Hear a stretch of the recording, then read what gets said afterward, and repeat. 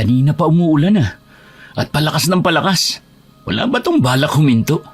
Nahihirapan na ako mag-drive ng kotse. Hindi ko na makita ang daan dahil sa lakas ng ulan. Nagiging zero visibility na. Ay, anong oras na Malapit nang gumabi. Mahihirapan ako lalo sa pagdadrive nito. Malayo pa naman ang lugar ni na Lola. Humanap muna tayo ng masisilungan, kuya. Baka may motorist hotel tayong makita sa bandang unahan. Doon na muna tayo magpalipas ng gabi. Bukas na tayo bumiyahe uli. Sabi kanina sa radyo, di ba? May namumuong sama ng panahon. Pero hindi naman kasama ang lugar na to sa babagyuhin. Kaya hindi ko inisip na uulan ng ganito kalakas dito. Oo nga, pero hindi ibig sabihin na ligtas sa ulan. Tangay ng hangin yan. Basta, humanap na tayo ng mapapalipasan ng gabi ha. Ayoko rin bumiyahe ng ganito ang panahon. Sige na, maghanap na tayo ng hotel. Tumingin-tingin ka rin dyan sa gawi mo, baka may makita ka. Dito ako titingin sa side ko. Sige. Grabe, ang lakas talaga ng ulan. Ang hirap tingnan ng daan. Ay, hala kuya, nakita mo ba ang punong yun? Mukhang babagsak ko. Ihinto mo na dito ang sasakyan. Baka sa atin bumagsak yan. Hindi pwede. Kung hihinto ko dito, hindi na tayo makakadaan. Malaki ang puno na yan at hindi natin maitatawid ang kotse. Kailangan kong itodong bilis ng takbo para makalagpas tayo bago pa bumagsak ang puno na yan. Hindi kuya, huwag mong gawin yan. Delikado. Kuya! Ayos, nalagpasan natin. Ang galing ko talaga mag-drive. Bakit ka matatakot driver tong kuya mo? Siraulo ka ba? Sinuwerte lang tayo. Kung hindi, kwento na lang tayo ngayon. Sorry na, huwag ka nang umiyak. Nakaligtas naman tayo Hindi pa tayo kwento. Gagawa pa tayo ng maraming kwento. Siraulo! Huwag mo nang uulitin yan ha! Ay, naku, isusumbong kita kay Papa. Sasabihin ko bara-bara kang mag-drive. Huy, wag naman. Parang di mo kilala si Papa. Babawian ako ng susi nun. Di mabuti. Wala na magdadrive sa'yo sa mga lakad mo. Kaya kong mag-commute no, kesa mamatay ng maaga. O bakit? Kapag ba magko-commute ka, mapapahaba ang buhay mo? Matatakasan mo ba ang kamatayan? Sige, daanin mo na naman ako sa ganyan. Isusumbong talaga kita. Nananakot ka pa ha? Hindi na, titigil na ako. Hindi ko na uulitin, promise. Siguraduhin mo lang. Yes nga po. Uy, tingnan mo. Di ba hotel yun? Nasaan? Ayun Sandali, ihinto ko na sasakyan sa tapat ng gate. Hindi yan hotel, kuya. Bahay lang yan na malaki. Mansion yan, Pero, ang creepy naman ng itsura. Tingnan mo ang pintura. Parang panahon pa ng hapon. Uy, baka haunted yan, Ayoko dyan. Humanap na lang tayo ng iba. Mag-drive ka pa. Hindi na, palakas na ng palakas ang ulan Kahit hindi pa 6:00 ng gabi, dumidilim na ang paligid. Kanina pa tayo nasa biyahe, wala tayong nakita mga bahay. Ang huling bahay na nakita natin, ilang kilometro na ang layo. Baka malayo pa ang kasunod na bahay sa mansyon na to. Dito ka lang. Ako ang bababa at kakausapin ko ang nakatira dyan. Yabot mo sa akin yung payong. Nilagay ko doon sa likod. Kuya, iba ang nararamdaman ko sa lugar na to.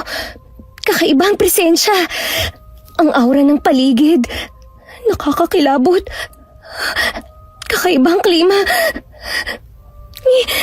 Nagtatayuan na ang balahibo ko dito. Tsaka, ramdam ko ang lungkot sa lugar na to. Binabalot ng kalungkutan ng buong lugar. Ayos! Ang hirap talaga kapag may kapatid kang abnormal. Huwag mo na kasing pakiramdaman. Lahat na lang kasi kinikilatis mo. Tao lang ang kinikilatis para hindi ka maloko ng mga manggagancho. Iabot mo na sa akin yung payong. Pero kuya... Nakita mo ba yung bumagsak na puno kanina? Tiyak, marami pa tayong pagdadaanang ganun. Kaya dapat magpalipas muna tayo rito. Ikaw na nga nagsabi na ayaw mo nang bumiyahe, di ba? O tapos ngayon, ayaw mo rin dito? Gusto mo sa gilid na lang tayo ng kalsada. Kailangan nating unahin ang kaligtasan ng buhay natin. Mukha namang may nakatira oh. Nakasindi yung ilang ilaw ng magarang mansyon na to. Mukhang maraming kwentong lugar na to ah. Interesting to. Ay nako, mahirap talaga kapag umandar na ang curiosity mo. Bahala ka na nga. Akin na yung payong para makababa na ako. Oh, heto na. Bahala ka dyan. Huwag mong sabihin hindi kita binalaan sa huli ah.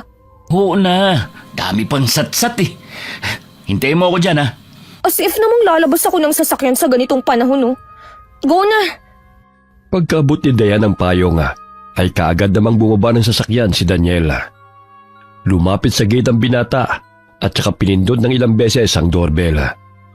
Maya-maya'y may nagsalitang matandang babae sa speaker na nakakabit sa gate. Pinaghintay siya nito sandali. Pagkatapos ay sinabing ipasok ang sasakyan kapag bumukas na ang otomatikong tarangkahang gawa sa bakal. Kaagad na bumalik si Daniel sa sasakyan matapos nilang mag-usap.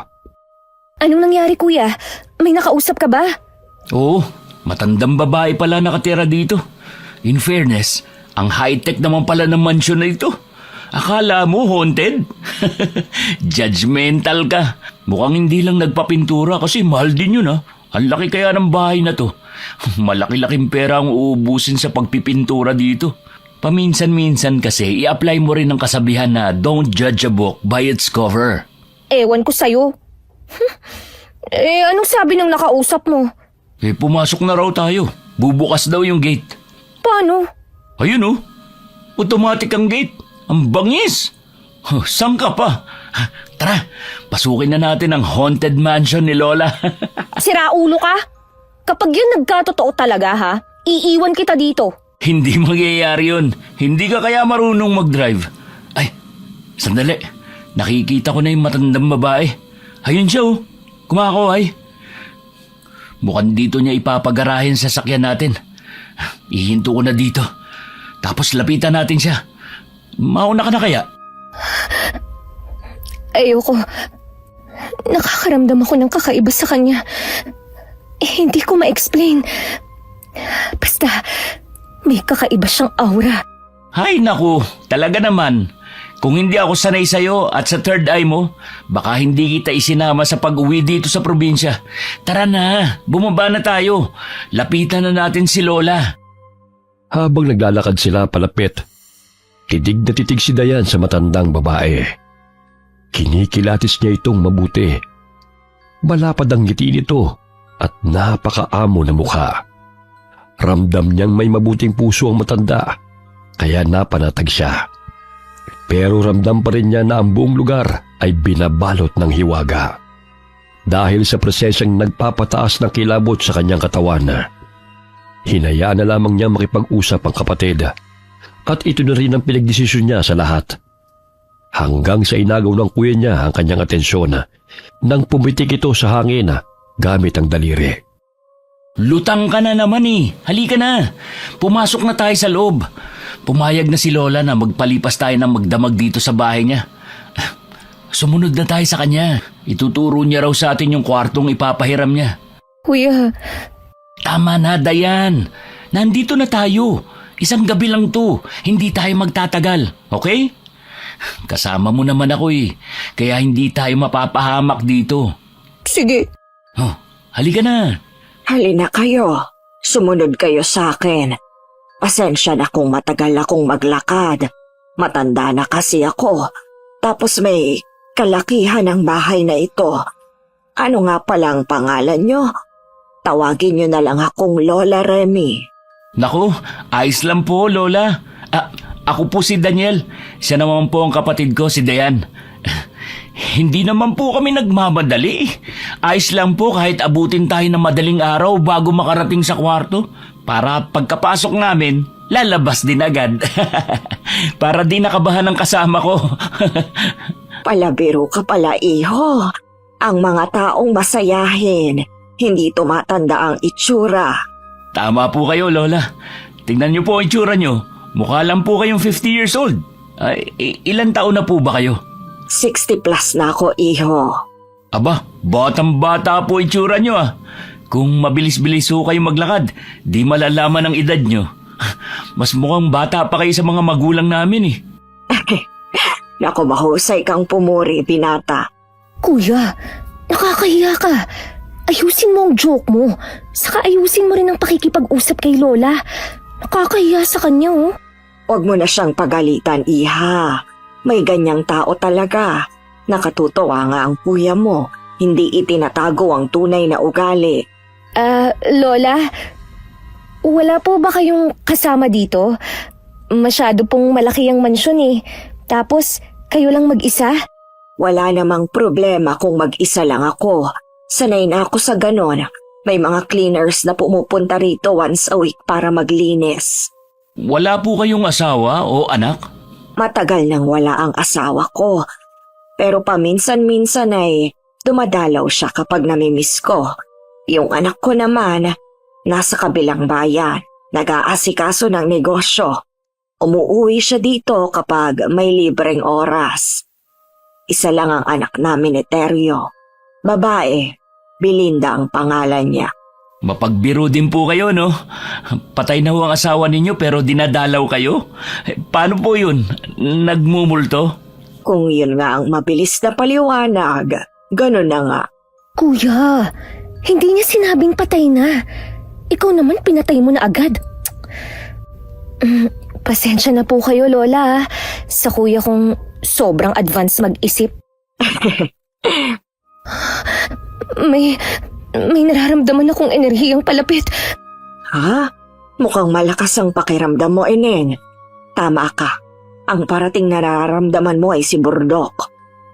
Siya ang aso ko, pero hindi siya tumatahol. Tahimik lang siya. Ayan na siya.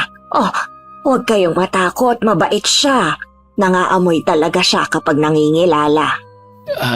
Nangangagat po ba siya? Hala, lumayo ka sa akin, Burnok. Hindi ako masarap, promise. Burdok ang pangalan niya, hindi Burnok. Natural na nangangagat siya. Aso siya eh.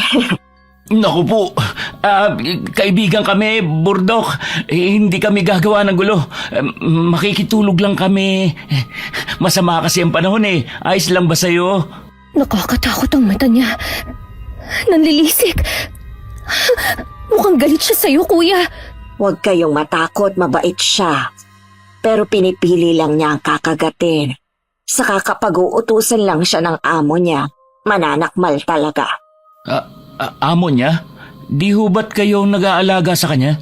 Oo, pero hindi ako ang amo niya. Sino ho? Ang asawa ko, si Teryo.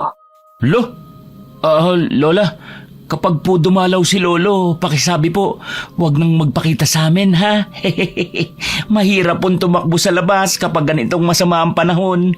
Hindi ko na kailangang sabihin. Tiyak na naririnig na niya. Nandito na tayo. Dito kayo magpalipas ng gabi sa kwartong ito. Pagpasensyahan na ninyo kung medyo maalikabok. Ang mga cleaners ay sa susunod na araw pa darating.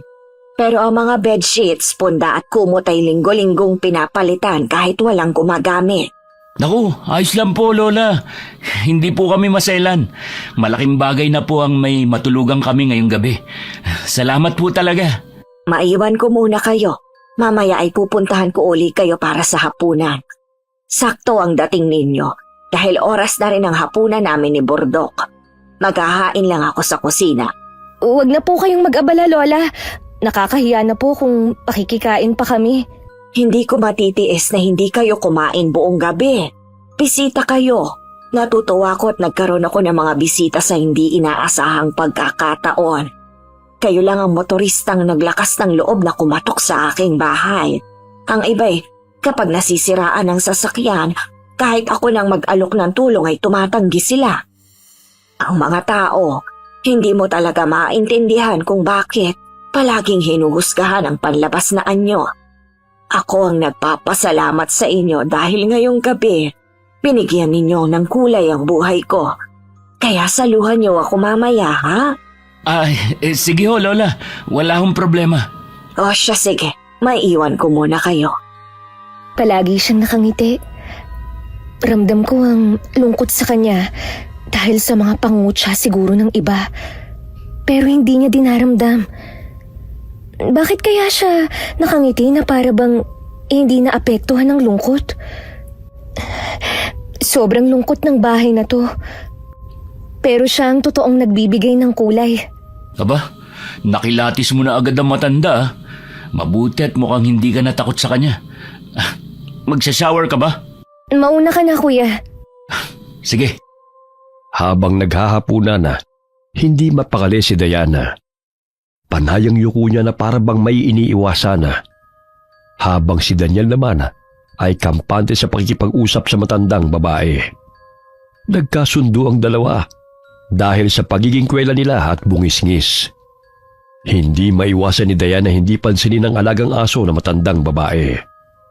Habang lumilipas ang bawat minuto, ay ramdam niyang parang nakikipagtitigan ang aso sa kanya. Hanggang sa mapansin niyang may kakaiba na sa mata nito. Nag-iiba na ang kulay. Nagiging kulay pula na at halos hindi na kumukurap. Nakatitig lang ito sa kanya na para bang kinikilati siya. Lalo siyang hindi nakampante dahil kakaiba ang enerhiya ng asong yun. Ramdam niyang hindi ito ordinaryo. Pakiramdam niya ay dalawa na ang nakatitig sa kanya. Nang matapos ang hapunan, kaagad siyang nagpaalam sa dalawa na mauna nang pumasok sa silid. Tumulong naman si Daniel sa pagliligpit ng pinagkainan bago pumasok sa kanilang kwarto. Ayos ka lang ba? Yung totoong sagot? Hindi, kuya. Pasensya na. Kasalanan ko kaya hindi ka kampante. Hindi ko nararamdaman ang nararamdaman mo eh. Kanina ka pa balisa. Napapansin ko yun. Nililibang ko si Lola para hindi kanya mahalata. Nakakahiya sa kanya kung pag-iisipan natin siya ng hindi maganda. Nagmagandang loob siya sa atin. Alam ko naman yun. Sorry na, dahil sa ganito ako. Lilipas din naman to eh. Ilang oras lang naman ang meron sa isang gabi. Bukas, aalis tayo agad. Oo, promise. Matulog ka na. Babantayan kita. Hindi pa ako inaantok. Ikaw na lang ang maunang matulog. Sigurado ka? Oo, kuya. Ayos lang ako. Mauna ka nang matulog kasi driver ka. Kailangan mo ng pahinga. Sisiguraduhin ko lang na nakasarang mabuti ang pinto. Hayan, nakalock na. Ikinawit ko na rin ang kadenang panlock. Mabuti at merong ganito. Mag-relax ka lang, okay? Sinusubukan ko naman eh.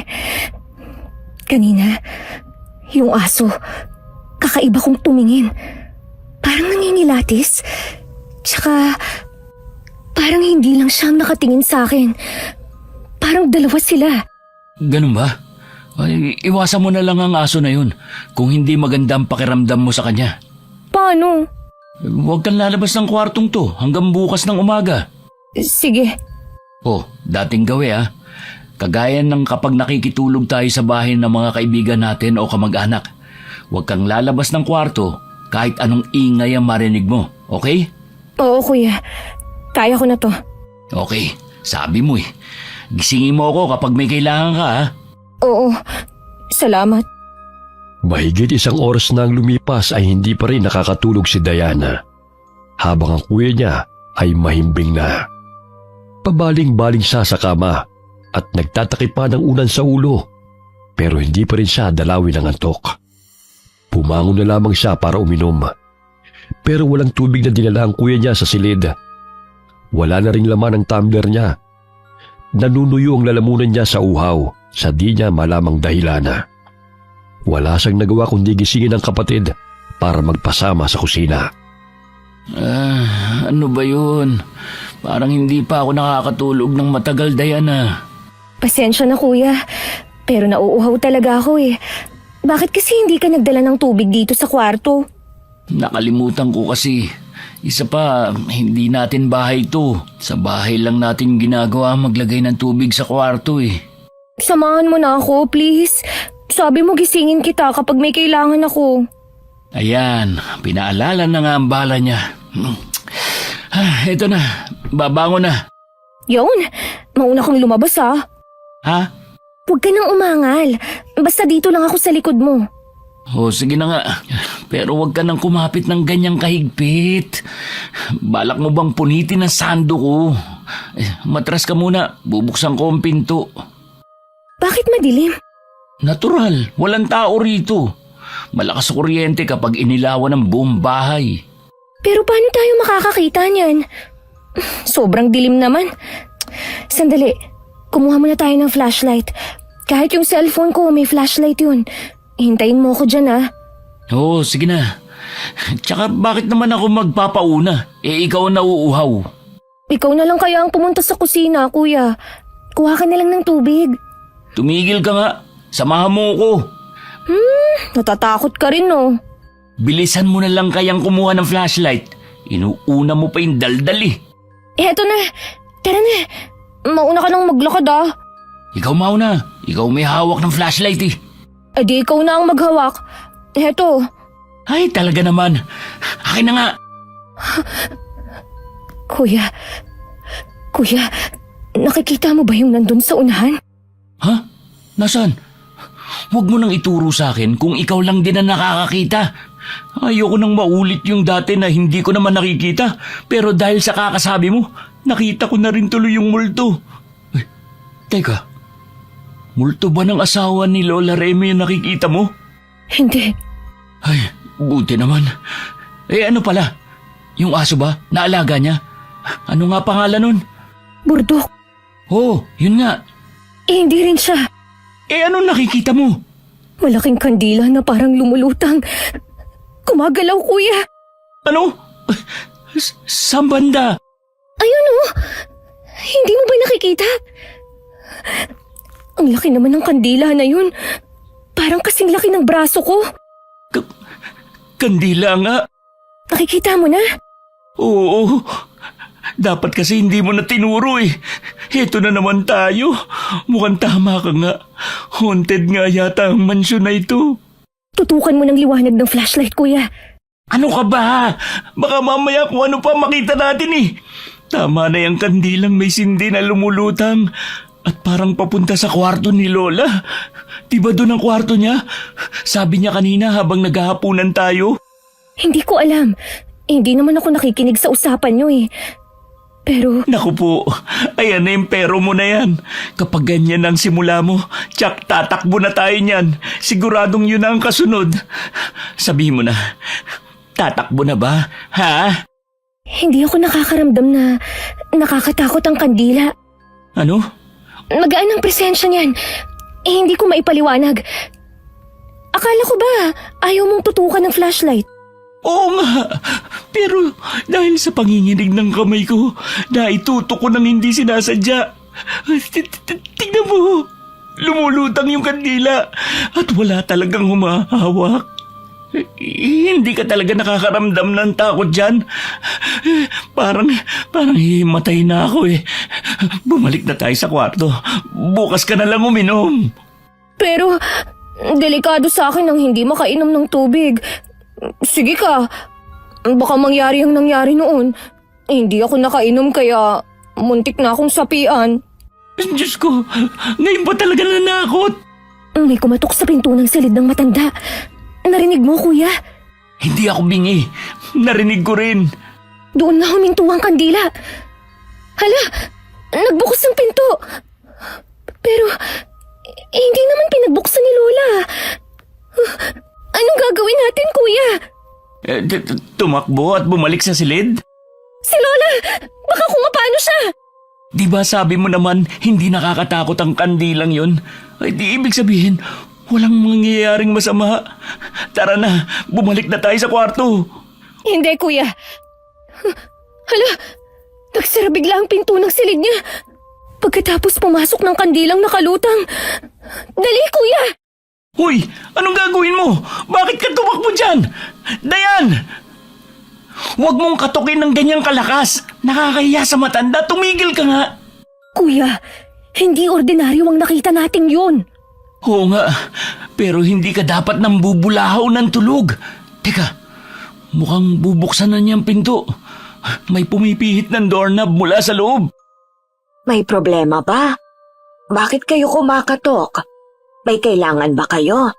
Lola, ano po kasi, Ano yon?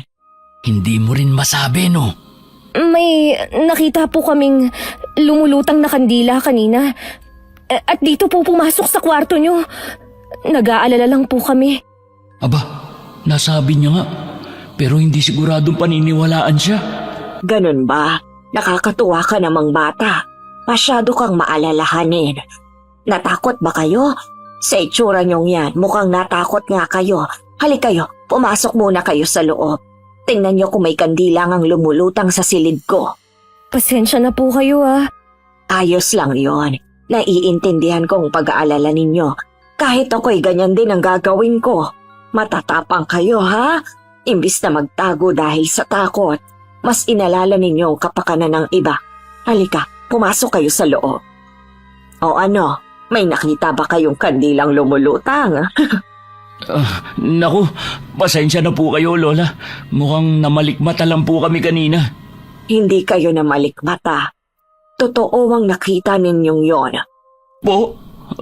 Anong ibig niyo sabihin? Ganyan ang nangyayari dito sa bahay kapag parating na ang asawa ko. Madilim kasi palagi sa bahay dahil hindi talaga ako nagbubukas ng ilaw para makatipid sa kuryente. Kaya gumagamit siya ng kandila para tanglawan ang lalakaran niya. Nakita ninyo ang isa sa mga kakayahan niya. Pero dahil siguro sa naramdaman niyo siya, hindi na siya tumuloy. Bakit nga pala gising pa kayo? Nauuhaw po kasi si Dayan. Kukuha po sana kami ng tubig sa kusina. Ganun ba? O sige, halina kayo. Sasamahan ko kayo. Si Burdok po? Nasaan siya? Baka kasama ng amo niya. Maya-maya nandyan na rin yon. Halina kayo sa kusina. Hindi na kumibo ang magkapatid. Pero nagkatitigan sila. Hindi nila alam kung paanong paniniwalaan ang sinabi ng matanda. Sumunod sila sa kusina at kumuha ng isang pitsa ng tubig at 2 baso. Pagkatapos ay dumiretso na sila sa kanilang silid at doon nag-usap. Ang weird niya, di ba? Oo. Imbis na itanggi ang mga sinabi natin, pinatotohanan pa niya. May saltik ba siya? Kung may saltik siya kuya, ganun din ba tayo? Nakita nating pareho eh, di ba? Oo nga. Pero, bakit niya aaminin? Tapos, gawa raw ng asawa niya? Nagmumulto ang asawa niya? At sanay na siya ron? May saltik nga siya. Gusto ko nang umalis dito. Baka hindi lang yun ang maranasan at makita natin. Nasaan na ba ang rosary ko na ikinikwintas ko palagi? Saan na ba yun? Ito, nasa bag ko. Kailangan ko itong isuot. Para kasi akong sinasakal dito sa bahay na to eh. Binabalutan ng kung anong enerhiyang bahay na ito. Nararamdaman kong ang enerhiyang yun ay parang bombang nagbibilang. Naghihintay lang ng pagkakataong sumapok. Anong ibig mong sabihin? Buhay, kuya. Kukuha ng buhay ang bahay na ito. Huwag mo nga akong takutin ng ganyan. Hindi kita tinatakot. Yung matandang babae, napakahina na ng presensya niya. Parang nagbibilang na lang siya ng araw. Ibig mong sabihin, totoong sinasabi niyang nagmumulto ang asawa niya? Hindi kaya sinusundo na siya? At yung aso, hindi siya aso, kuya. Iba ang presensya niya. Hindi kagaya ng sa normal na aso. Kakaiba ang enerhiya niya. Ang lakas ng kapangyarihan niya. Parang hindi siya taga rito. Natatakot ako.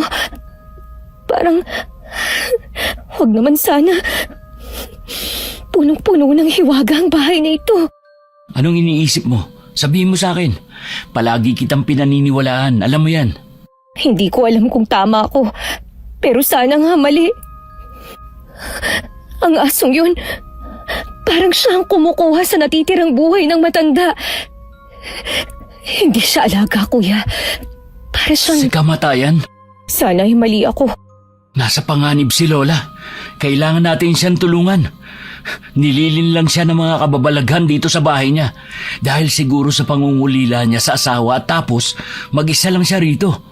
Inisip niyang asawa niya ang palaging dumadalaw sa kanya. Kaya siguro sobrang gaan ng presensya niya. Kasi pinaniniwalaan niya ang hindi totoo.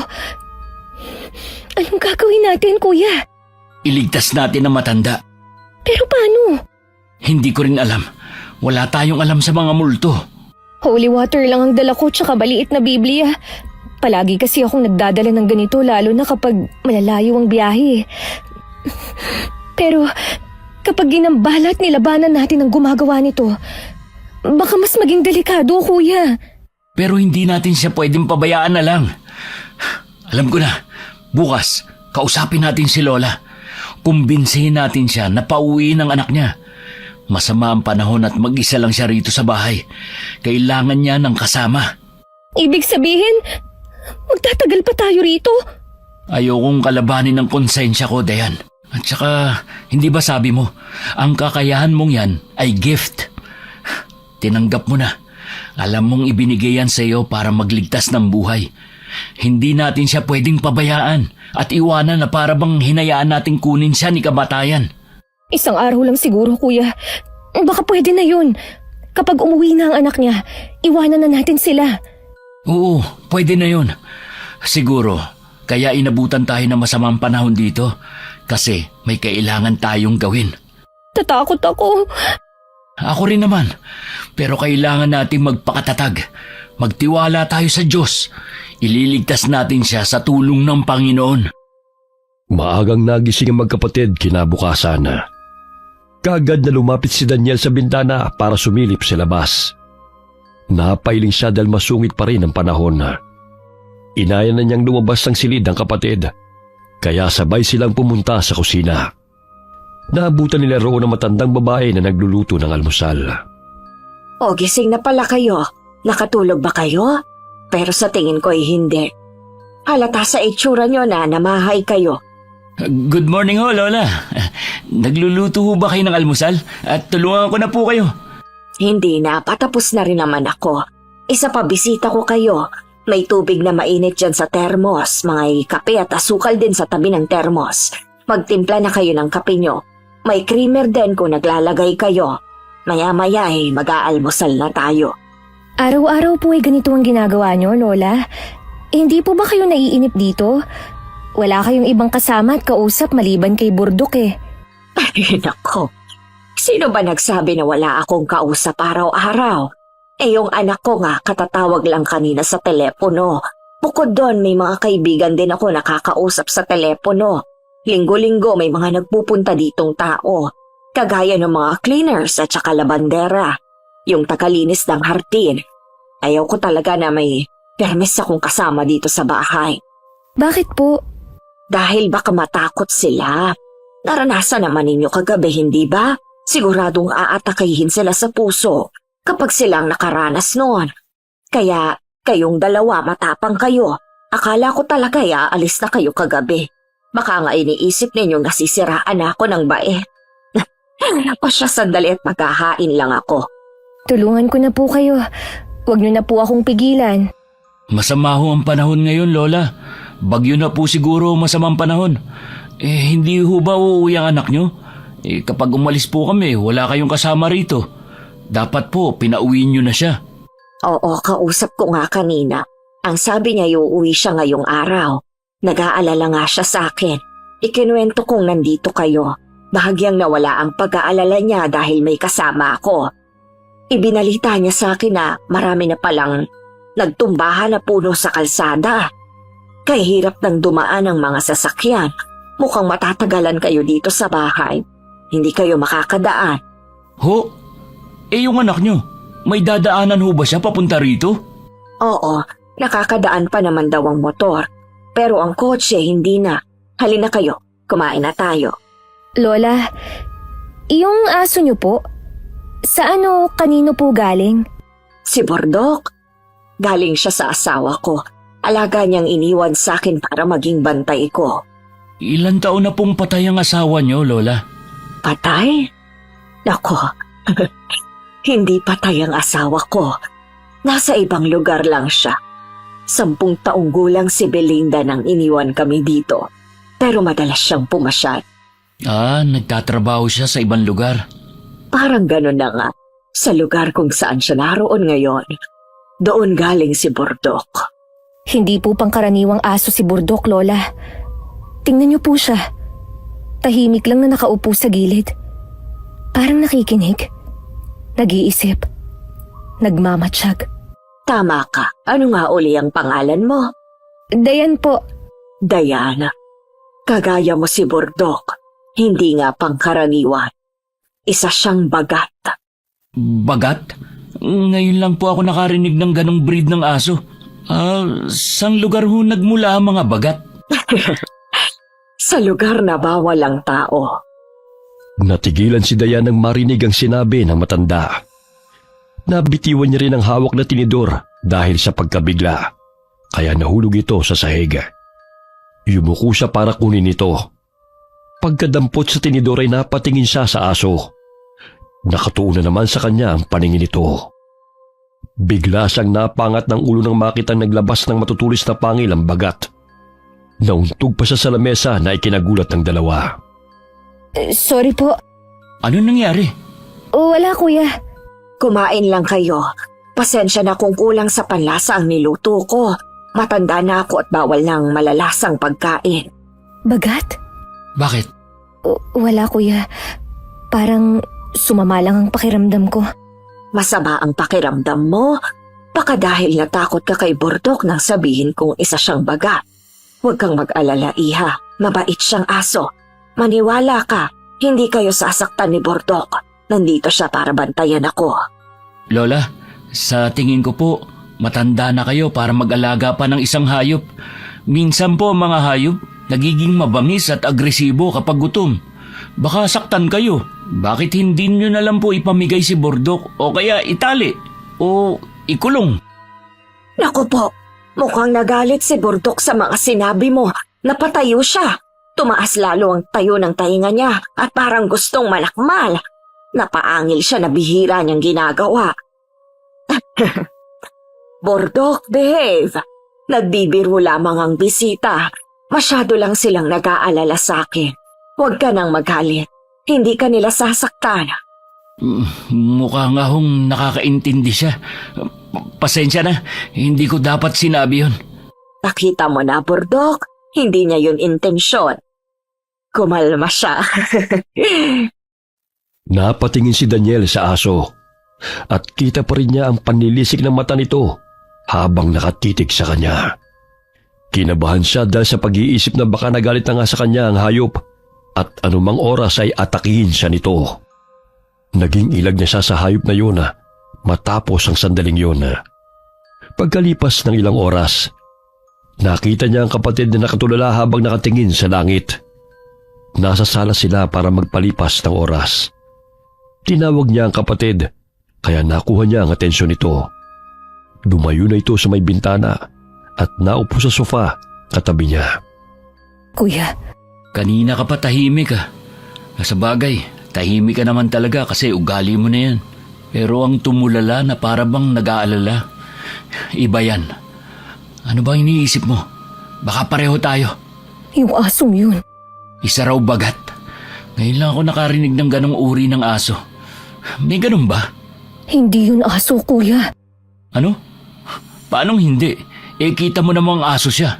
Ang mga bagat ay isang nilalang na nagpapanggap na hayop. Engkanto sila na alaga ng makapangyarihang nilalang. Oo, tama. Mababait nga sila. Huwag lang gagalitin o aatakihin. Pero Paano mo naman nalaman yan? mahilig akong magbasa ng libro, di ba? Hindi ka kasi palabas eh. Pangit naman kasi mga binabasa mo.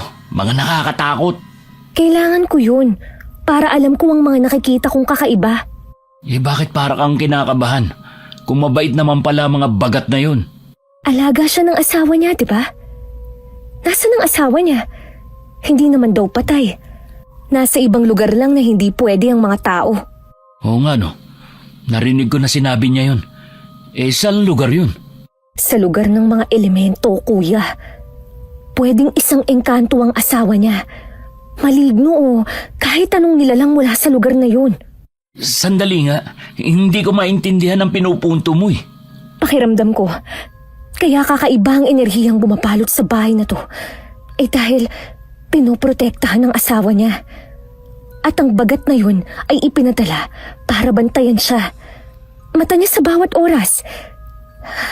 Kaya pala sa tuwing tumitingin ng asong yun sa akin, parang dalawang nilalang ang nakatingin sa akin. Umalis na tayo rito, kuya. Wala naman tayong dadaanan. Marami na raw nagtumbahan ng mga puno, di ba?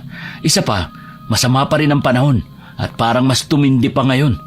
Kanina pa rin ako tumitingin sa cellphone para tawagan sina mama at papa, pero wala namang signal dito. Napapaisip pa ako sa anak niya. Oh, bakit? Kinakabahan ako. Anong klaseng nilalang siya? Tao ba o engkanto? Darating daw mamaya, di ba? Ay, umalis na tayo rito, kuya. Kahit sa kalsada na lang tayo magpalipas ng oras. Baka may iba pang bahay na pwede nating silungan. O kaya may hotel na tayong makita. Baka kung anong mangyari sa atin kapag dumating ang anak niya. Kung ganun ang sitwasyon, ibig sabihin, wala sa panganib ang matandang babae? Hindi ko alam, kuya. Naguguluhan na ako. Pero wag na nating alamin ang lahat. Napansin mo ba? Kada tanong natin ay sinasagot niya ng totoo. Bakit? Di ba dapat inililihim niya ang mga ganong bagay? Bakit niya sinasabi sa atin? Ano ang pakay niya? Tama ka. Ayoko sana siyang pag-isipan na masama kasi sobrang bait niya. At hindi ako nakakaramdam ng bigat ng loob. Pero mas dapat nating isipin ang sarili nating kaligtasan. Huwag na nating hintayin ang anak niya. Umalis na tayo rito. Sige, hahanapin ko lang si Lola at magpapaalam ako. Iniwan ni Daniel ang kapatid para hanapin ang matanda. Nakita niya ito sa mini library. Nakapinid ang pinto, kaya nalaman niyang naroon ang matanda. Nakatungtong ito sa isang upuan at inaabot ang isang aklat na nasa mataas na pwesto ng bookshelf. Dali-daling pumasok si Daniel ang makita niyang mawawalan ng panimbang ang matanda. Dahil sa pag-aalala niya na baka mahulog ito, ay aagapan niyang saluhin na. Pero nahuli siya. Bumagsak na ang matanda sa semento. Tinulungan na lamang niya itong tumayo at iniupo sa upuang nasa gilid. Lola, ano pong ginagawa niyo? Delikado yun sa kagaya niyo. Tignan niyo po, nahulog kayo. May napilay ho ba sa inyo? Ikaw naman masyado kang nag-aalala. Gusto ko lang namang kunin ang librong yon kasi masarap magbasa kapag umuulan at habang nagkakape. Aayain ko sana si Dayan na magbasa ng libro. Napansin ko kasi na mukhang naiinip siya. Pero hindi po kayo dapat tumutungtong sa upuan. Plastic pa naman yun. Madulas talaga yun. Matanda na po kayo. Wala ho bang masakit sa inyo? Dapat kasi inutos nyo na lang sa amin ang pagkuha sa libro. Ikaw talaga'y masyado kang maalalahan eh. Salamat. Sige na nga't pakikuha mo ng librong yon, yung magkatabi na yon. Magbabasa kami ng sabay ni Dayan. Sige ho. Alin ba rito? Ito ba? Oo, tama yan nga. Naku, aray ko! Mukhang naspray ng paa ko ha. Ho, naku. Yan na nga ba sinasabi ko eh. Akin na ho't hihilutin ko. Meron ba kayong pambenda dito? Dapat mabendahan agad to para hindi lumala. Doon sa cabinet na yon, medicine cabinet yon. Pakitingin mo na nga, apo. Sige po. Huwag muna kayong tatayo ha. Eto po pala yung libro. Tignan nyo nga, napilay na kayo. Kaya dapat may kasama kayo rito eh. Kailan ba darating ang anak nyo? Paano namin kayo maiiwan ngayon kung ganyan ang kalagayan nyo? Aalis na kayo? Kwan ho kasi Lola. Hindi ko naman kayo pipigilan na umalis. Pero pwede bang hintayin niyo muna si Belinda? Kung hindi lang ako napilay ay hindi ko kayo pipigilang umalis. Kaso lang, ako nahihiya tuloy ako. Naku Lola, wag po kayong mahiya. Tsaka isa pa, hindi ko po kayo kayang iwang mag-isa sa ganyang kalagayan. Hihintayin po namin ang anak nyo bago po kami umalis. Maraming salamat talaga, iho. Pagkatapos hilutin ni Daniel ang paa ng matanda, ay nilagyan niya ito ng benda para hindi malamigan. Nagpatid din ang matandang babae sa sala at doon niya inaya si Dayan na magbasa ng libro. Nagpresenta naman si Daniel na siya na magluluto ng pagkain nila hanggang sa hapunan. Lumipas ang oras at nakatulog si Dayan sa pagbabasa ng libro. Nagising siya nang makarinig ng mga tawanan sa kusina.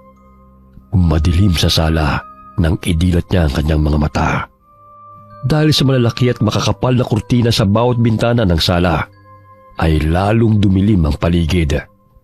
Natuon ang paningin ng dalaga sa bandang kusina dahil naroon ang liwanag at ang ingay na kanyang naririnig. Tumayo siya at naglakad papunta roon para tignan kung sino ang kausap na matandang babae. Sumilip siya sa may pinto at nanlaki ang kanyang mga mata sa nakita. Sisigaw na sana siya sa takot nang biglang may tumakip sa kanyang bibig. Shh! Huwag kang maingay. Ako to. Kuya, Hinanap kita sa sala kasi palilipatin na sana kita sa kwarto. Pasensya ka na, nakatulog ako. Naalimpungatan ako kasi wala ka sa tabi ko. Bakit ka pala nandito? narinig ko ang tawanan nila. Tingnan mo, kuya. Oh, dumating na pala ang anak ni Lola Remy. Maganda pala siya, pero hindi kamukha ni Lola. Baka yung tatay ang kamukha. Basta babae, dun talaga diretso ang mata mo. Hindi naman siya ang sinasabi ko eh. Eh ano ba? Wala naman akong iba nakikita. Si Lola na masayang kumakain ng tinapay habang nagkakape. Yung anak niya na kumakain ng dinner pa siguro yan kasi karni. Hindi siya mahilig sa kanin. Tapos yung aso nila na kumakain din. Ngayon ko lang siya nakitang kumakain. Parang kakaiba ang pagkain niya. Ano yun? Kulay itim kasi. Sunog sigurong karni yun. Yan lang ang nakikita mo. Bakit? Meron pa bang iba? May kasama silang lalaki. Matangkad na payat. Sobrang taas niya. Abot sa kisame ang ulo. Matulis ang tenga niya. Sobrang puti niya.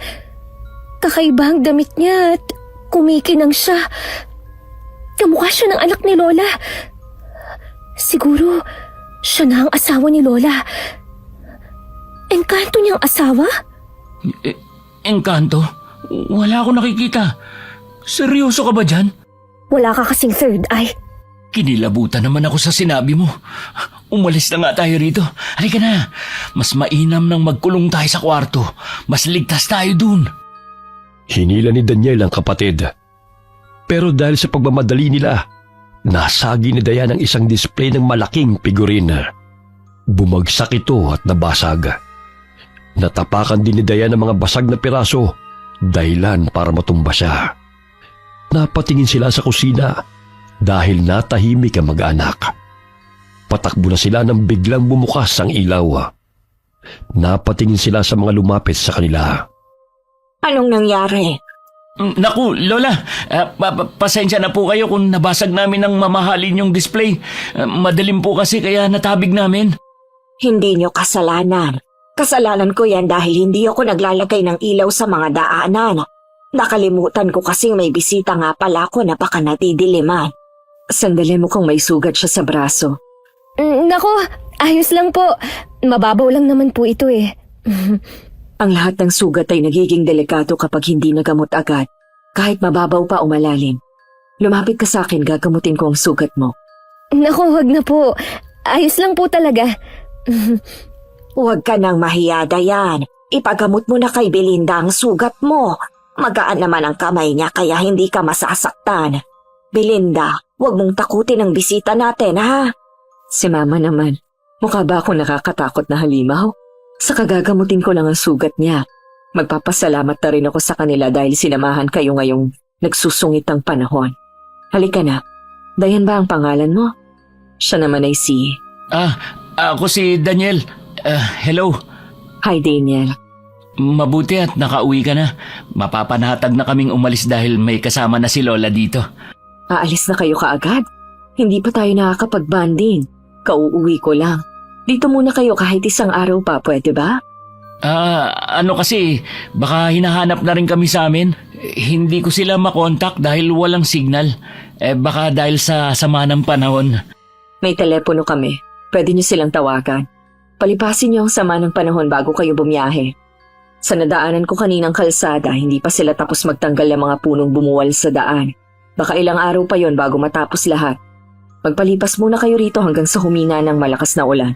Pagkatapos ninyo dyan maggamutan ng sugat, ayain mo sila Belinda na sumabay sa ating mag-midnight snack. Nako, busog pa naman po kami. Maggatas na lang kayo, tsaa o kaya ay chocolate. May dala akong tinapay. Tikman ninyo. Paborito ni Mama ang braso ni Mercedes.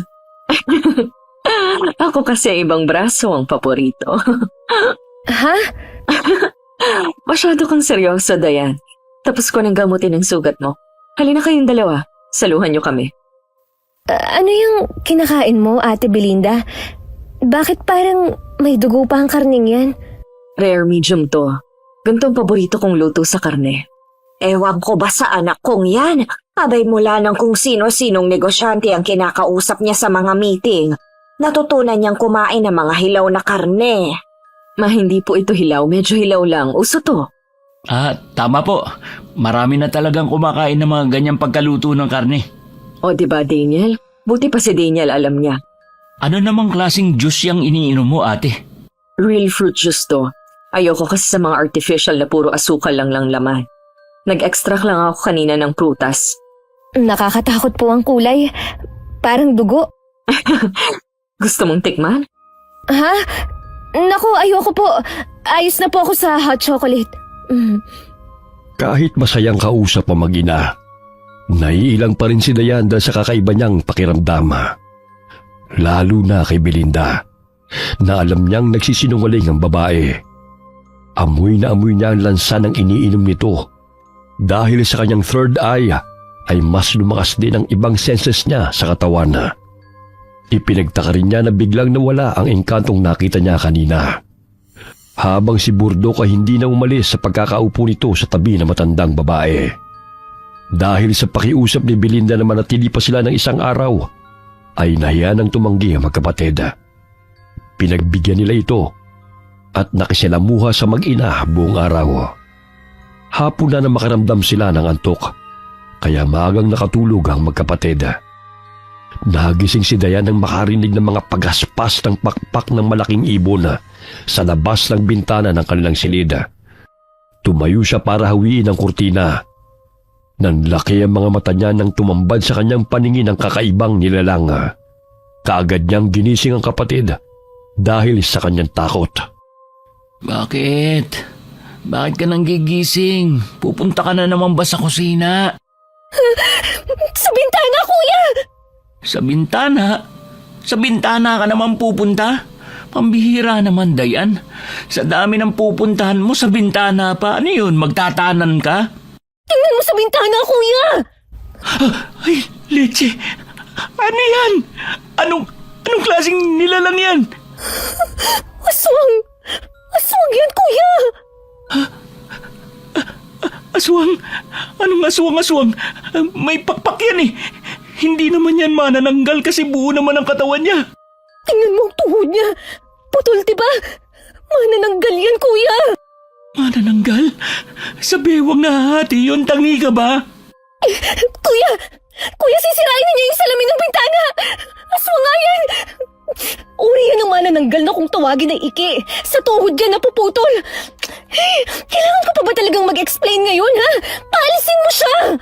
Paano ko paalisin? Kapag binuksan ko sa salamin ng bintana, tiyak na makakapasok siya. Ayan, isinara ko na lang yung kurtina. Tara na sa labas, gisingin natin si Lola at si Ate Belinda. Delikado na ang mansyon. Inaatake tayo ng aswang. Kuya, sandali! Huwag mo akong iwan dito! Dalihan mo na! Dali-dali silang tumakbo papunta sa silid ni Lola Remy. Kinalampag nila ang pinto. At matapos ang ilang minuto, ay pinagbuksan na sila ng matanda. Hinatak sila nito papasok sa silid at sinabihang wag nang lumabas. Doon na sila pinatulog ng matanda sa silid nito, pero hindi naman sila nakatulog hanggang sa sumapit ang umaga. Sabay-sabay silang nagpunta sa kusina para mag-almusala. Tahimik sila at hindi nagkikibuan hanggang sa dumating si Belinda. Bakit ganyan ang itsura ninyo? May problema ba? May umataking aswang kagabi. Talaga? Pumasok ba ng bahay? May nasaktan ba sa inyo? Doon ko sila pinatulog kagabi sa aking silid, kaya naging maayos ang lahat. Bakit po inaatake ng aswang ang bahay niyo? Kung ano-ano na lang ang nangyayari dito. May bagat, may engkanto, ngayon aswang. Anong sinabi mo? Saan mo nalaman ang lahat ng yan? Ako ang nagsabi sa kanila. Ma, Bakit mo naman ginawa yon? Hindi mo na dapat sinasabi sa iba kung anong lihim ng pamilyang to.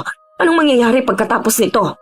Kung iniisip mo ate, na ipagkakalat namin ang mga nalaman namin, nagkakamali ka. Hindi kami ganun. Hindi ko rin naman gustong malaman ng mga yun eh. Sadyang nalalaman ko dahil sa third eye ko. Ang engkantong nakita ko, siyang tatay mo, diba? Alaga niya ang aso niyong bagat. Okay na sana eh. Pero yung aswang, bakit may aswang? Bakit kayo inaatake ng aswang? Tsaka, hindi dumating ang tatay mo para tumulong. Hindi basta-basta dumarating si Teryo. Mahirap lumabas mula sa mundo nila. Hindi ganun kadali yun, Dayan. Paano na po kayo niyan? Kung sakaling babalik po ang aswang na yon, paano nyo lalabanan ng halimaw na yon? Wala pa naman kayong panlaban dito. Walang asin, walang bawang, walang kalamansi, walang kahit ano bukod sa mga kutsilyong mapupurol na. Ma, bakit mo naman hindi sinabi sa akin na wala nang kahit ano dito sa kusina? Palagi akong tumatawag tapos hindi mo sinasabi ang mga kulang dito sa bahay. E di sana nasasabihan ko si Aling Baby na bilhan sa palengke lahat ng kailangan dito. Ngayon pa talagang walang kahit ano? Pasensya na anak, matanda na ako. Hindi ko na naisip ang mga yan. Isa pa hindi ko naman kailangan dahil ayoko sa mga pagkain na malalasa. Ay, paano nang gagawin natin ngayon? Daniel, pwede bang isa pang pakiusap? Huwag muna kayong umalis. Kung may aswang, tiyak na babalik siya dito. Dalawa lang kami ni Mama ang narito. Hindi namin alam kung paano lalabanan yon. Pero hindi ko rin naman alam kung paano lumaban, ate. Ngayon lang ako nakakita ng aswang. Hindi ko nga yun alam eh.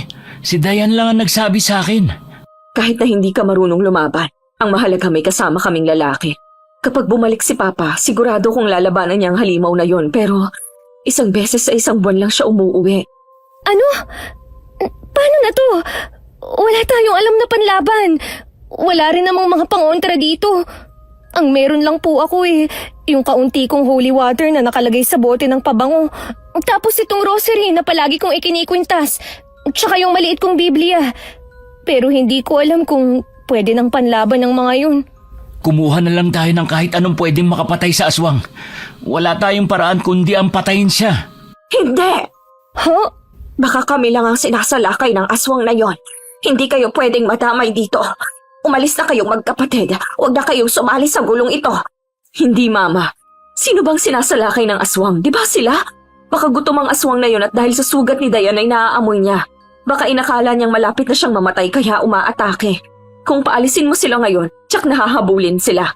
Mas delikado sa kanilang nasa kalsada. Baka maaksidente sila.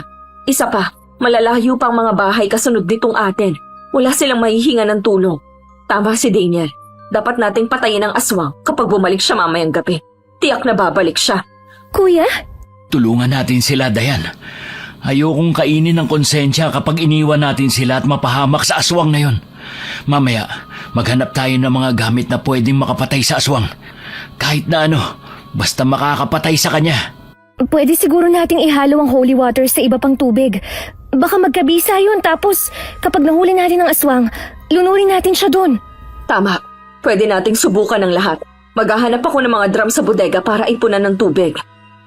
Pagkatapos ng pananghalian, saka sila naghanap ng mga gamit panlaban sa aswang. Nagdala si Belinda ng ilang drum para lagyan ng tubig. Pero nang buksan nila ang gripo, wala nang tumutulo na tubig. Dahil jetmatic ang tubig sa mansyon, tinignan nila ang motor. Nalaman nilang nasira ito dahil nasunog. Halos mawalan sila ng pag-asa ng oras na yon. Pero hindi sumuko ang magkapatid. Kumuha si Daniel ng ilang tubo ng bakal na nakaimbak sa bodega para kahit papano ay may panghampas sila sa aswang. Hinasa rin niya ang ilang patalim sa kusina para magamit. Pagkatapos ay kanya-kanya sila ng pahinga sa kanilang kwarto habang naghihintay sa pagdating ng aswang. Hindi ka ba matutulog, Dayan? Mukhang malalim na naman ang iniisip mo. Kuya, hindi kasi ako mapakali. Bakit? Kanina kasi, habang abala tayo, napapansin ko si Burtok. Panay ang sunod niya kay Lola Remy. Ano naman ang nakakapagtaka ron? Amo niya yun eh. Oo nga, pero napansin kong palagi siyang nasa anino niya. Kahit saan magpwesto si Lola, sumusunod siya at doon humihinto sa anino. Minsan, nakaupo doon, nakatayo, nakahiga, basta laging doon sa anino. Bigla kong naalala, mula nung dumating tayo rito, ganun na palagi ang ginagawa niya.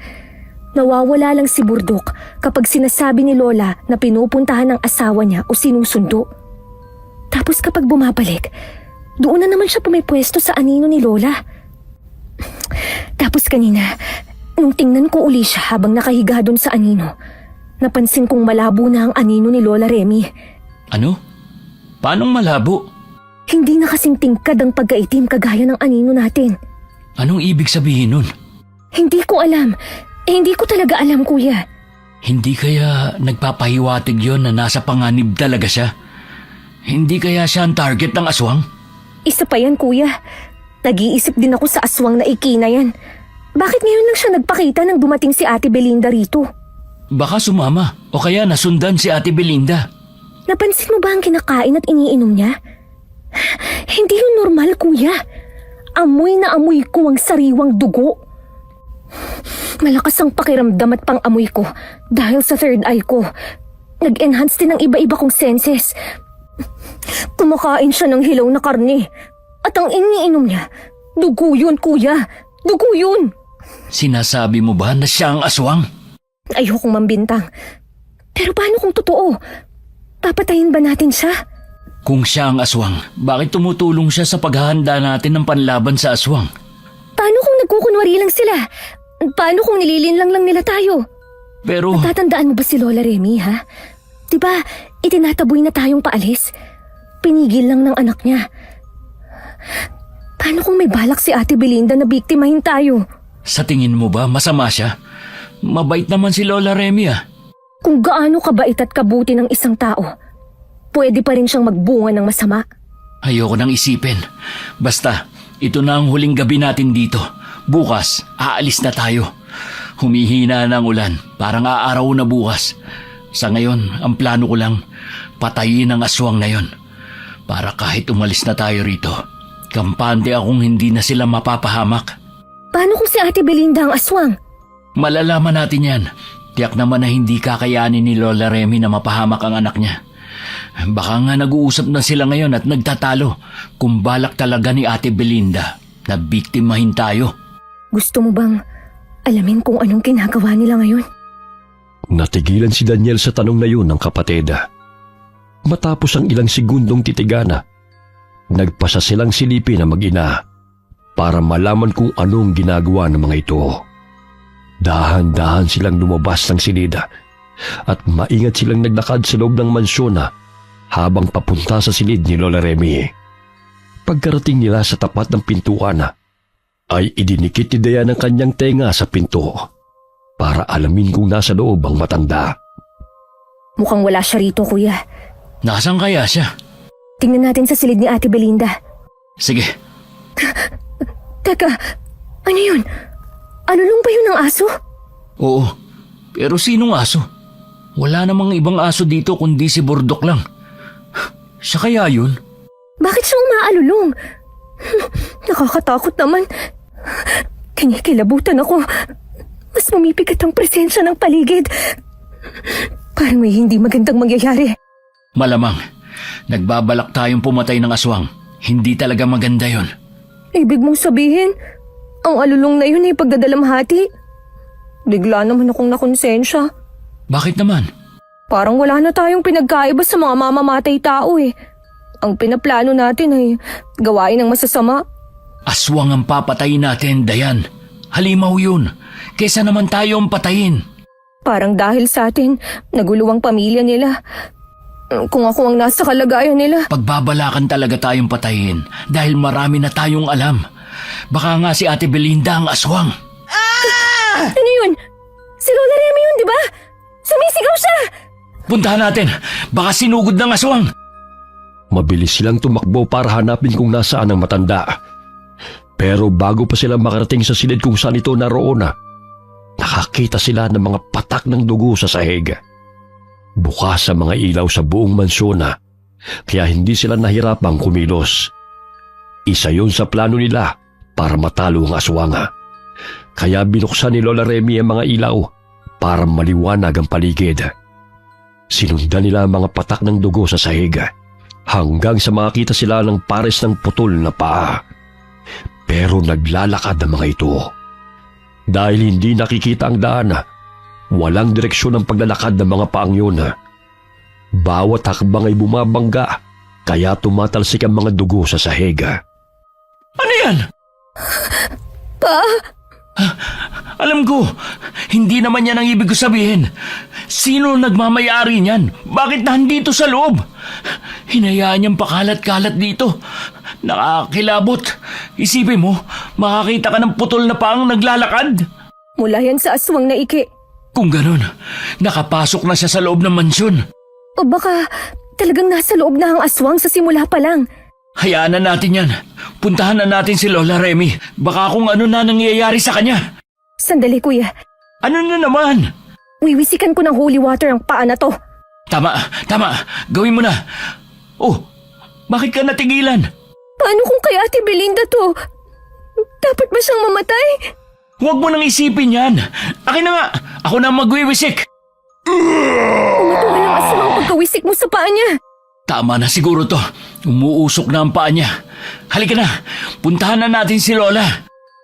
Dali-dali silang tumakbo para sa kloluhan ng matanda. Pagdating nila sa mini garden kung saan naroon si Lola Belinda, kitang-kita nila na inaatake ito ng aswang. Nagpupumilit pumasok ang aswang sa loob ng bahay, pero pinipigilan ng matanda. Kaagad silang lumapit para iligtas si Lola Remy. Bitiwa mo siya, halimaw! Ako kalabanin mo! Sa tingin mo ba'y matatalo ko ng maliliit mong kutsilyo? Ano ba ang kailangan mo? Bakit ka umaatake dito? Simple lang.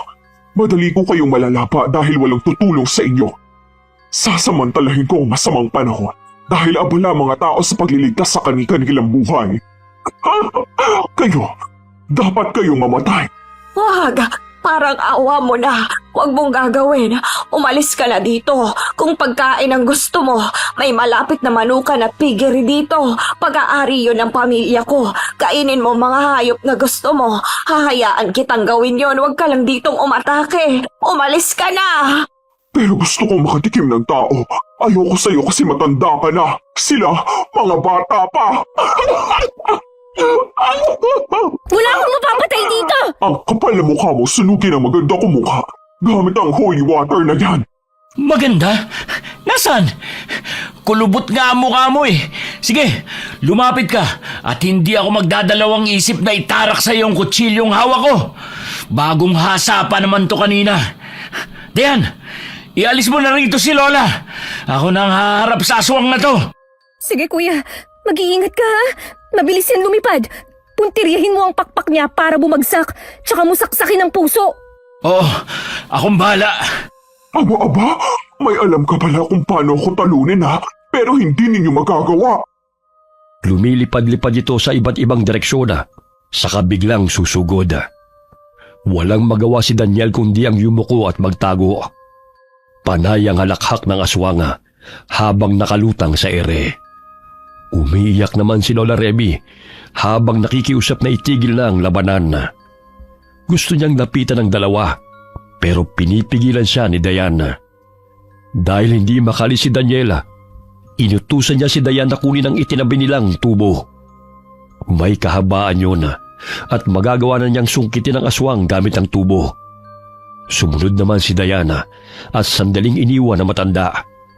Kaya nagkaroon ng pagkakataon si Lola Remy na pumunta uli sa mini garden.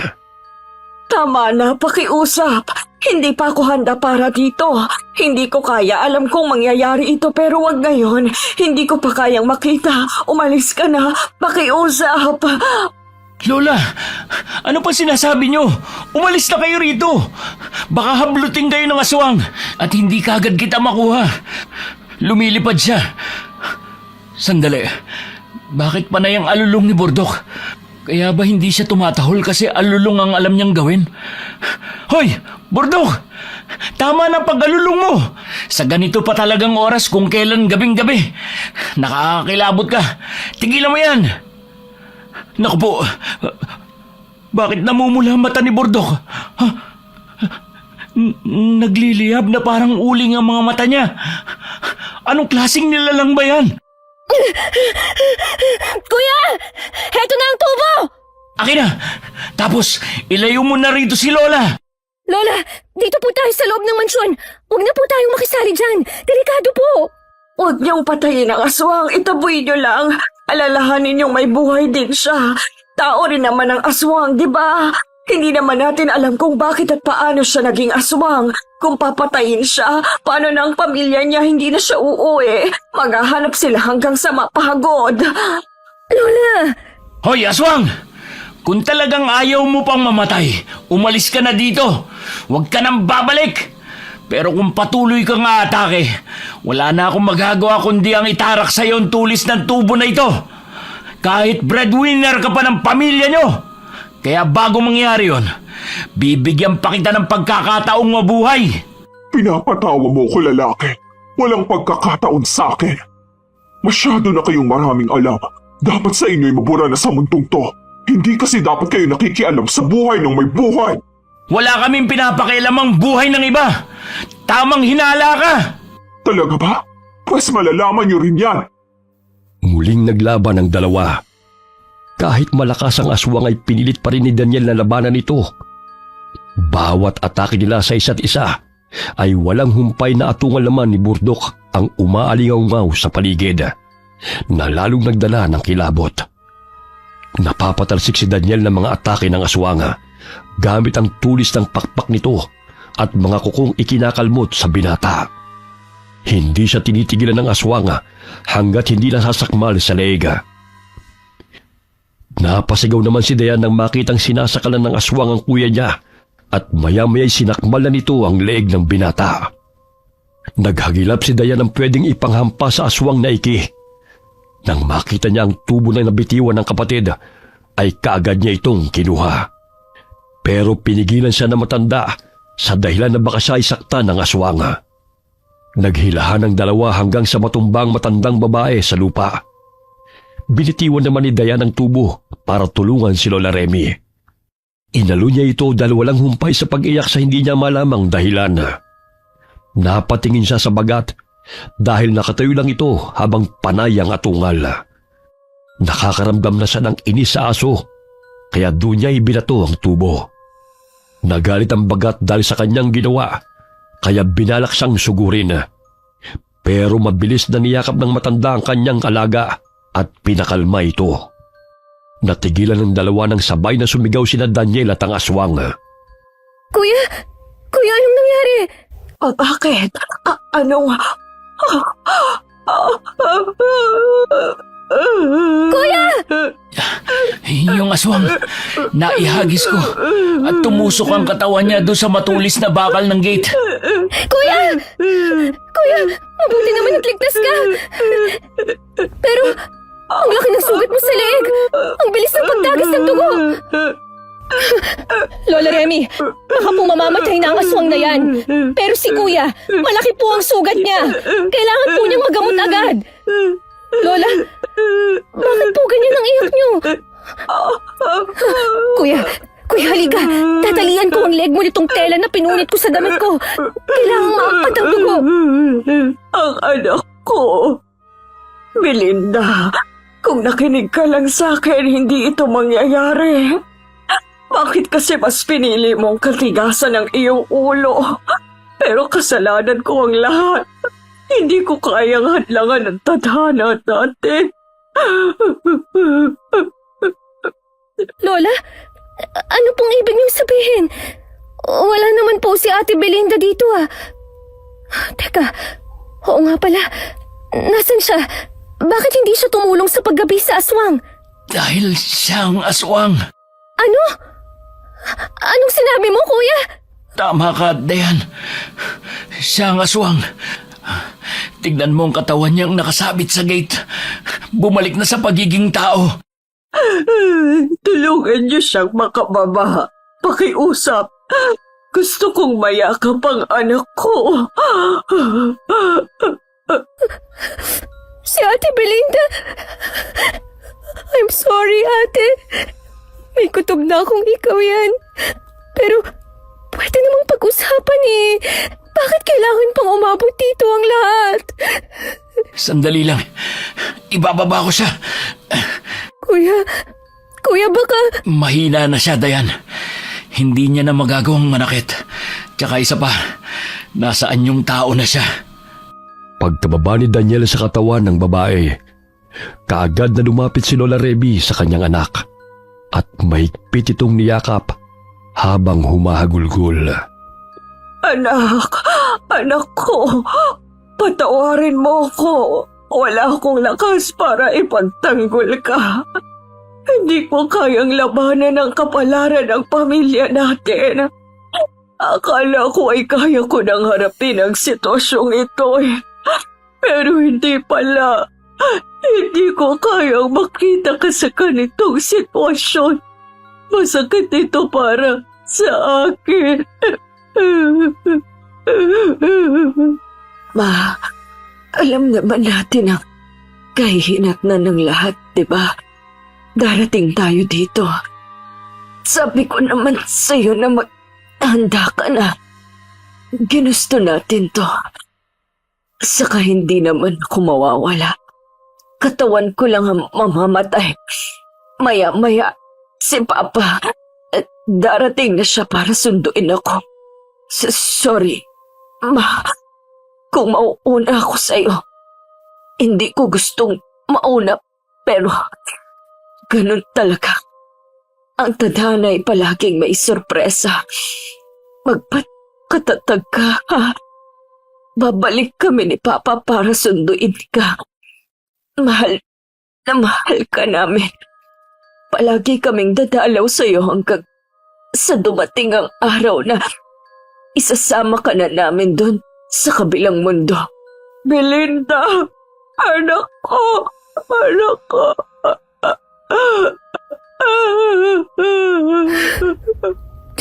Ate, sorry po. Hindi naman namin intensyon ng lahat eh. May kutob na akong ikaw ang aswang. Pero nagdalawang isip ako. Mas pinaniwalaan ko na halimaw lang na gutom at gustong Huwag kang mambiktima. humingi ng tawad. Nakatanda ang lahat ng ito. Sobra akong nagpapasalamat sa ginawa ninyo sa akin. Daniel, huwag kang makukonsensya ha. Ang buhay ko ay hanggang dito na lang. Salamat sa pagtuloy niyo sa bahay namin. Nalaman kong may ibang handang magprotekta kay Mama, kaya mapapanatag na akong iwan siya. Salamat sa inyong dalawa. Patawad, ate. Hindi ko alam. Wala akong alam. Oo, wala kayong alam. Dahil kung alam na ninyo, hindi ito magaganap. Hahaba na naman ang araw na aming hihintayin para lang maulit ang sitwasyong ito. Mama, si Bordok, sinasalubong na niya si Papa. Nandiyan na si Papa. Ako'y sasama na sa kanya, ha? Magpapakatatag ka dito. Mahal na mahal kita, Mama. Belinda! Anak ko! Belinda!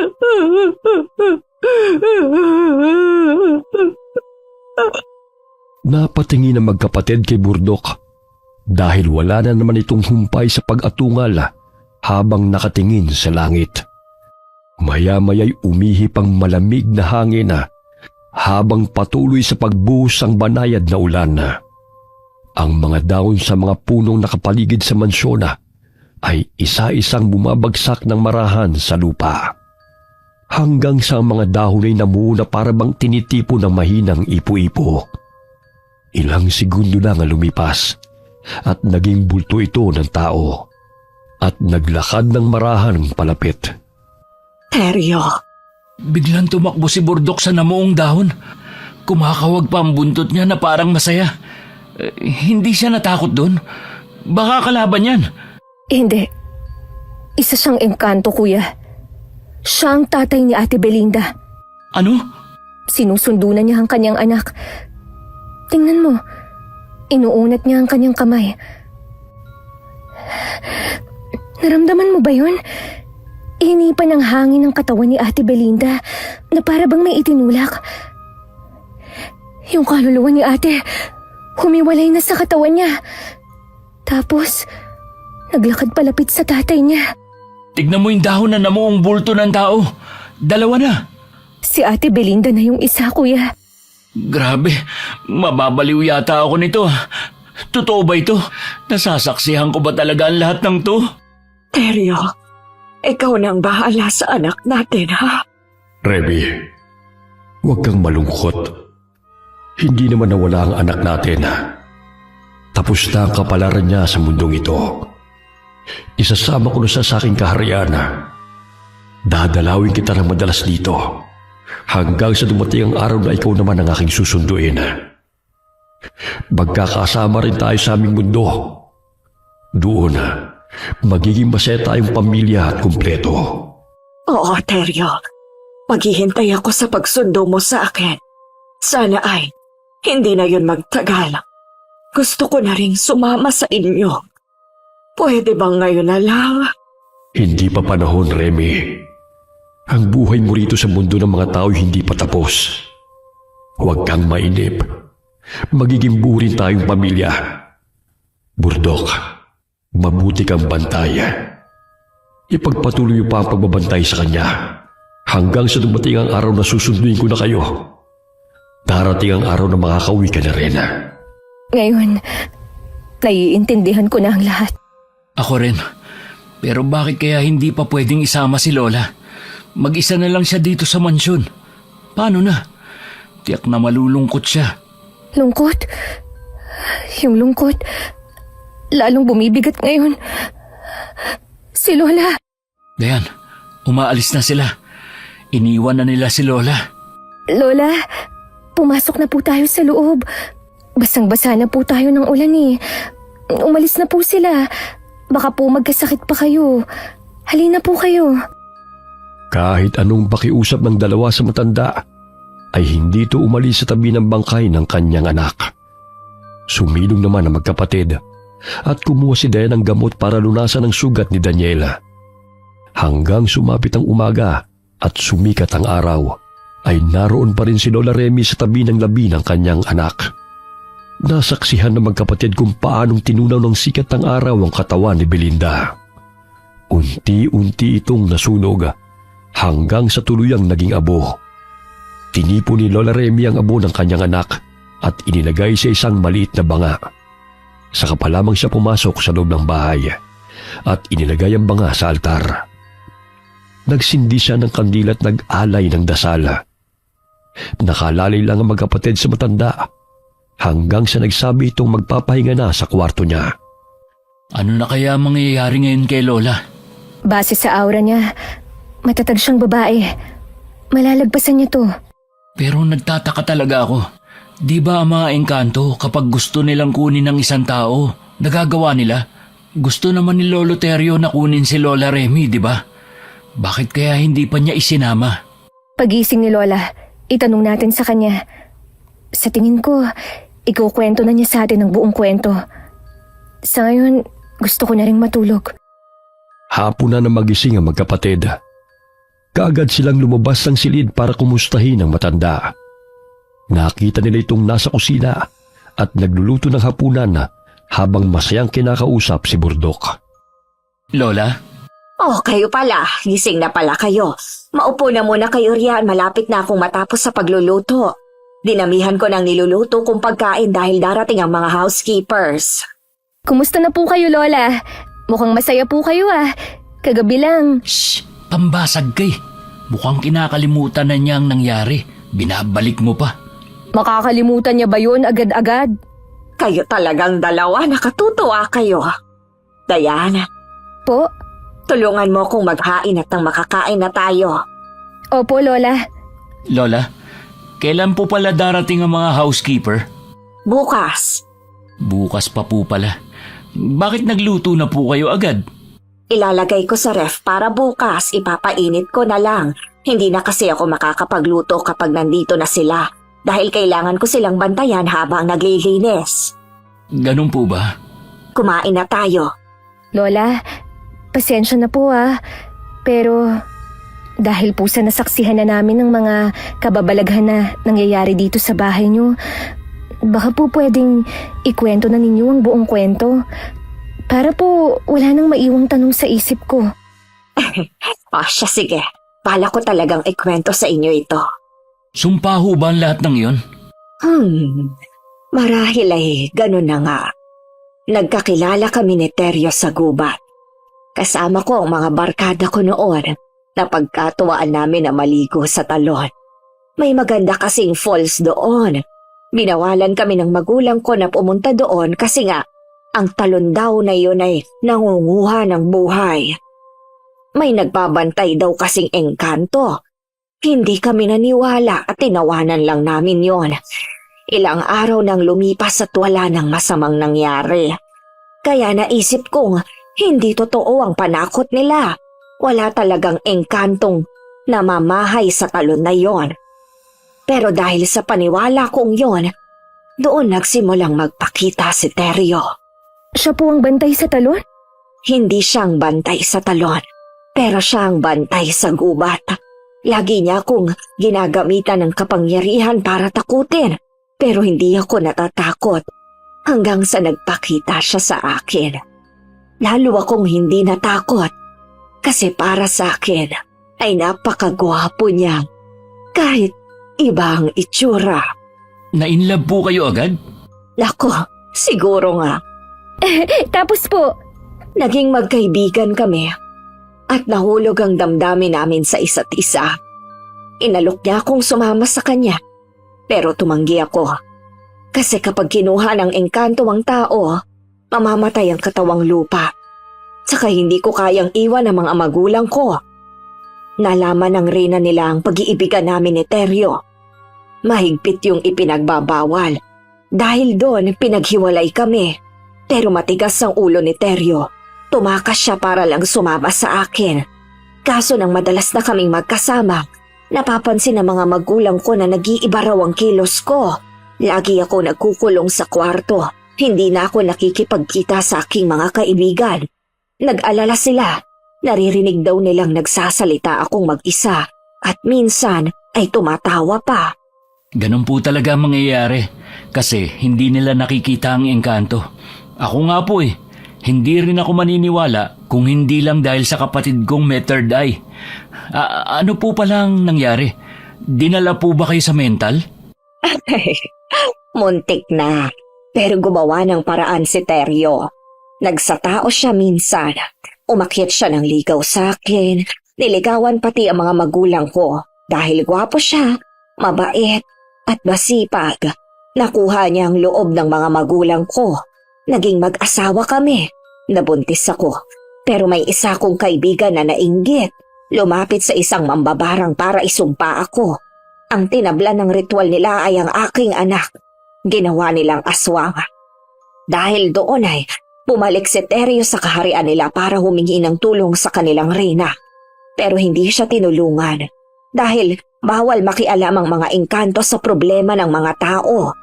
Gusto kaming isama ni Teryo sa kanila, pero hindi pwedeng pumunta si Belinda dahil aswang siya. Mangyayari lang na makapunta siya doon ay kapag namatay na siya. At yun ang hinintay namin, ang pagkakataon kung kailan yun magaganap. paano niyo po nalalaman kung kailan? Dahil kay Burdok, may kakayahan siyang makita ang hinaharap. Isa siyang makapangyarihang bagat. Nagkakaintindihan sila ni Teryo at sinasabi naman ni Teryo sa akin ang mga magaganap sa hinaharap. Kaya alam ko na ang mangyayari bago pa kayo kumatok sa bahay ko. Nang makita ko kayo, alam kong isa sa amin ni Belinda ang magpapaalam sa mundo. Pero hindi ko sukat akalain na siya ang mauuna. Masakit para sa akin bilang ina. Ayokong makitang mamatay ang aking anak. Pero matapos kong umiyak ng umiyak, naisip kong tama ang naging kapalaran niya. Hindi na siya maghihirap dito. Magiging masaya na siya doon. Kayo po. Kailan po kayo susunduin ni Lolo Teryo? Hindi naman po sa nagmamadali ako Curious lang po ako. Sa oras na maubos na ni Burdok ang pagkain sa aking anino. Yun kasi ang kapalit ng hiniling namin sa kanya. para makita ang hinaharap. Ngayon, naiintindihan ko na po ang lahat. Kung bakit lumalabo ang inyong anino at bakit palaging nandun si Burdok. Hindi ko po alam kung malulungkot ako o matutuwa. Kasi kapag nangyari yun, makakasama niyo na po ang inyong mag-ama. Naiintindihan ko na rin kung bakit nababalot ng kalungkutan ng lugar na ito. Ito po ang mga naipon ninyong lungkot at pangungulila na itinatago niyo sa maganda niyong ngiti. Hindi na ako nalulungkot ngayon, Dayan. Nasasabik na akong makasama ang aking mag-ama. Wala na akong kailangan pang gawin sa lugar na ito. Nagpapasalamat ako sa inyong pagdating dahil winakasan ninyo ang paghihirap ng aming pamilya. Yun po ba ang dahilan kung bakit wala kayong itinago sa amin? Para maisakatuparan ang kung ano man ang dapat maganap? Pasensya na kayo kung ginawa ko yon. Hindi ko rin po alam ang mararamdaman ko ngayon. Pero natutuwa po akong malaman ang kwento nyo. Hindi ko po ito makakalimutan. Salamat po. Kinabukasan na, nagpaalam na ang magkapatid sa matanda. Magang na ang kanilang kalooban na iwan siya. Dumating na rin ang mga housekeepers na hinihintay ni Lola Remy, kaya napanatag ang dalawa. Habang nasa biyahe, nag-uusap pa rin sila dahil hindi sila makapaniwalang naranasan nila ang kababalaghang yun. Dayan, Bakit kuya? yung anino ni Lola Remy, kumusta na? Yun ba? Himala naging interesado ka bigla. Gusto mong malaman kung mahaba pa ang buhay niya? Hindi naman sa ganun pero Wala na siyang anino, kuya. Naubos na ni Burdok. Narinig mo ba kanina? Pagkalabas natin sa bakuran ng mansyon, ha? Umalingaw-ngaw ang malakas na atungal ng bagat. Ha? Hindi ko narinig yun ah. Si Lola. Hindi ko alam kung kailan siya susunduin. Kung ngayon na ba, mamaya o bukas. Pero ngayon, isa lang ang sigurado ako. Masaya akong magkakasama-sama na sila sa kabilang mundo. Umagit na ang katahimikan sa magkapatid. Nakatutok lang ang tingin sa unahan ng kalsadang binabaybay ng kanilang sasakyan. Tumatakbo sa isip ni Dayan na ang lahat ng tao ay may kanya-kanyang kwento. At bawat kwento ay may kabuluhan. Minsan, inaakala nating hindi makulay ang ating buhay. Pero ang totoo, ang bawat segundong lumilipas sa buhay natin ay gumuguhit ng kulay. Hindi man natin ito nakikita, pero sa paningin ng iba, namamangha sila. At wala tayong kaalam-alam doon. Ano man ang pagsubok na haharapin sa buhay, magpatuloy lamang. Dahil bawat natatapos nating lakbayin, may ibang nabibigyan ng pag-asa. Okay, sana po nagustuhan niyo ang kwento natin ngayon. Shoutout po tayo kina Josefina Coracha. Hi kay Reynilda Garcia.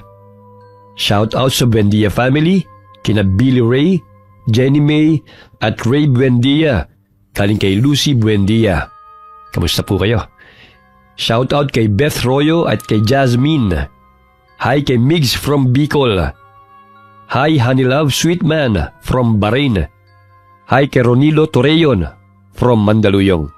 Alright, marami pong salamat sa inyong lahat and God bless all of you.